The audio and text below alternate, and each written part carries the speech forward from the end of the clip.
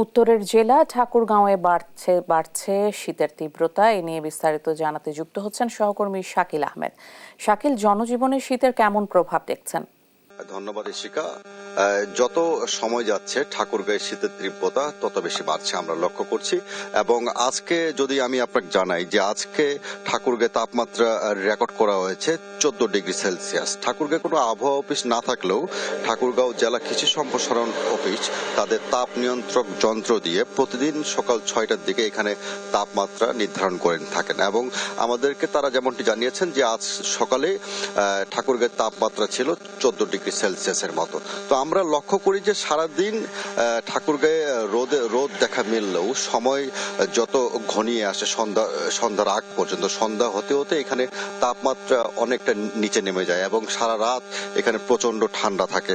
এবং এই ঠান্ডার কারণে আমরা লক্ষ্য করেছি যে শিশু থেকে শুরু করে মধ্যবয়সী এবং বয়স্ক মানুষরা নানা ধরনের রোগে আক্রান্ত হচ্ছেন এবং এইসব শীতজনিত নানা রোগে আক্রান্ত রোগীরা হাসপাতালে ভিড় করছেন এবং হাসপাতালে চিকিৎসা নিচ্ছেন। আমরা এটাও লক্ষ্য করেছি যে এই শীতের কারণে সবচেয়ে কষ্টে রয়েছেন ছিন্নমূল আয়ের লোকজন এবং তাদের আয় রোজগারও কমে গেছে। আমরা ঠাকুরগাঁও জেলা প্রশাসনের সঙ্গে কথা বলেছি, তারা আমাদেরকে জানাচ্ছেন যে তারা এই শীত মোকাবেলার জন্য চেষ্টা করছেন, যতটুকু সম্ভব তারা শীত মোকাবেলার জন্য চেষ্টা করবেন। যে আমার সঙ্গে রয়েছেন একজন, আমরা একটু জানবো যে তার কাছে যে শীত মোকাবেলার জন্য তারা এই যে ঠাকুরগাঁয়ে যে প্রচন্ড শীত, কি মনে হচ্ছে যে কেমন কেমন ঠান্ডা অনুভূত হচ্ছে আপনাদের? আচ্ছা, আমাদের ঠাকুরগাঁয়ে যত দিন যাচ্ছে তত আসলে শীতের প্রকোপটা বাড়ছে এবং বিশেষ করে আসলে যত রাতের সময় আমরা শীতটা বেশি কুয়াশা দেখতে পাই এবং এই কারণে আসলে আমাদের চলাচল অনেক সমস্যা হয়।